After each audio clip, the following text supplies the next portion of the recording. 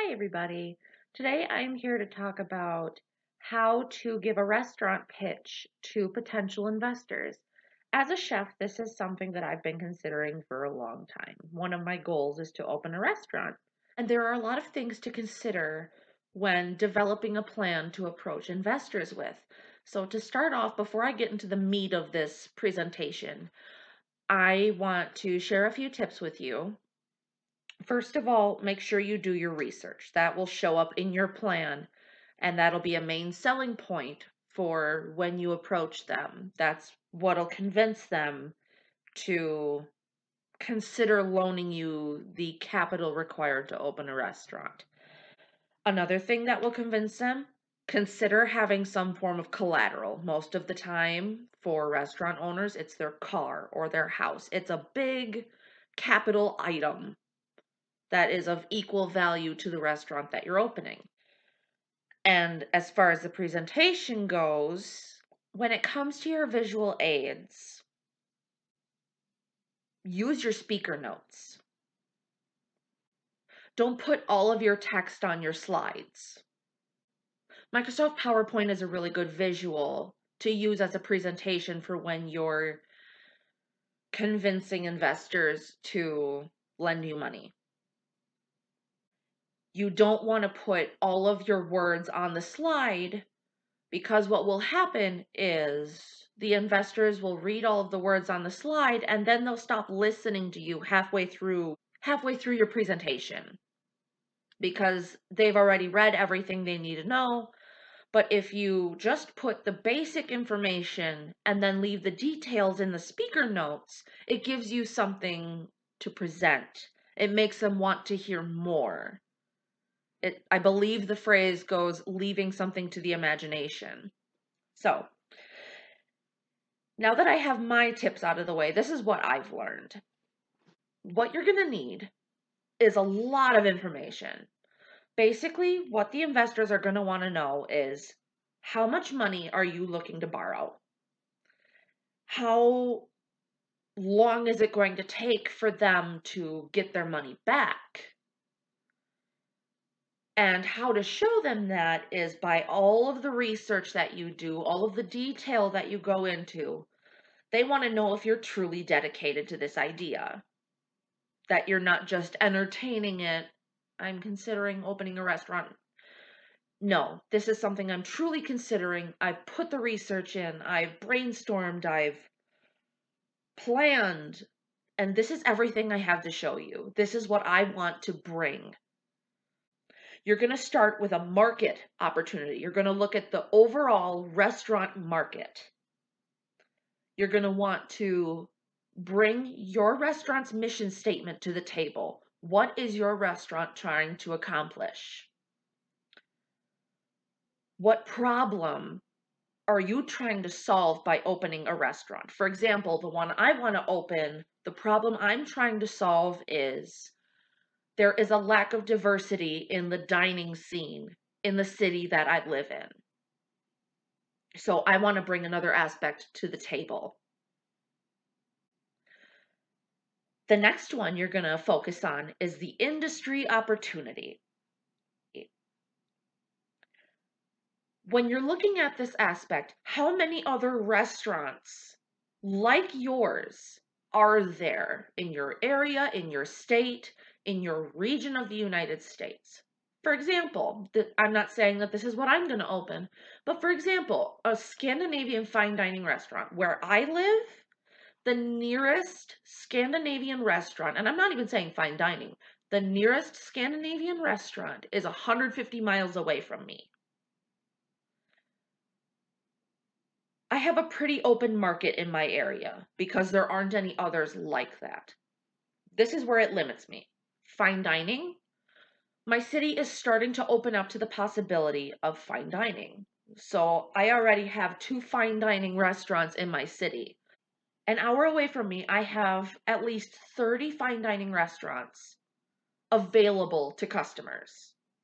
The next thing to focus on is the prototype proposal. What is it going to look like? If you were selling a product, you would show a picture of the prototype, the actual product that you would be selling. However, in the restaurant industry, what you would want to show is the proposed location, a photo of where the storefront is. What did it used to be? What is it like? What does it look like? Where is it located? What's the address? And you're also going to want to include some kind of sketch of the kitchen layout or the dining room layout. It shows how it is organized and how many potential seats there are. The next thing you're going to want to focus on is your target market. Who are going to be your customers? What are their demographics? You're going to want to know what their income is because that will affect how much they're willing to spend on dinner, their age. That will affect whether or not they can drink wine at dinner, which will also affect your menu. A lot of things play into each other, and that's definitely something to consider. The next thing to consider is competitor analysis. When I say competitor, I mean everyone in the restaurant industry. Competitors for fine dining not only include other fine dining restaurants, they also include fast food, casual dining, bars. We have over 3,000 bars just in my state alone. They are all competitors, even if they're 7.5 hours away in the northern area of the state. They are still competitors. There's still an aspect. Here's where the real nitty gritty is. The next component is costs, startup costs, sales. Costs involve everything: legal fees, printed goods, food, appliances, remodeling and renovation, the cost of the space itself. They want to know exactly how much they're going to be lending you. And how much of this are you going to cover yourself? Because that's another thing that will also show, hey, I am willing to go the extra step and foot some of the bill in order to make this a success. The next component is the tracking system and supply chain management. What kind of system are you going to be using for your employees, for inventory tracking, and for payroll, amongst other things? What kind of computer system are you going to use in your restaurant? Because that will affect how you track inventory, how you track payroll for your employees, how you track their hours. You can also do accounting with some. It depends on how much depth you're willing to go into. That will affect whether or not you need other systems and whether or not you need to apply other people to do these services. This also involves suppliers. Who are you going through for your food? Do you go through specialists like local businesses? Do you need to order food from a different country? These are all things that you need to consider because that will also affect your food cost. The next thing you're going to want to consider is your marketing plan. How are you going to get the word out about your restaurant? There is social media, there's radio, there's television commercials, there's printed goods like flyers, cards, postcards. The options are endless. You just need to consider how much money you want to spend on marketing. The more you spend on marketing, the more you get the word out, the more customers you get. The next thing they're going to want to know is how much time is it going to take from you approaching them and gathering the legal documents required to opening day. This is your launch timeline. How much time is it going to take to get it set up and running and train your employees and get them ready for opening day? Because that period of time is a period of time where you won't be making money. That is where a lot of your expenses are coming from because you won't be able to take orders. You won't be able to make food for customers because the restaurant won't be open. Lastly, who is your management team? They are going to want to know how much experience your team has, how skilled they are, if they are qualified for the positions that you are giving them. For the restaurant industry, and at least for fine dining, consider that you can give your management team multiple duties.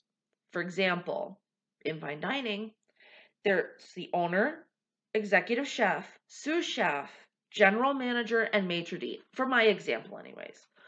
My general manager will also act as public relations and marketing, so they will have interaction with the social media account. Maitre d' will also be in charge of ordering wine, ordering dining room goods, plates, napkins, forks, knives, spoons, all of those dining room goods. So again, to recap, the things you want to consider is the more research you do, the more research you show, the better off you're going to be because it shows dedication and loyalty to your idea. It shows passion and it shows drive. That's what they want to see. They also want to make sure that they get their money in a timely fashion. That is all I have for you tonight. Thank you so much for watching, and I wish you all luck in your endeavors.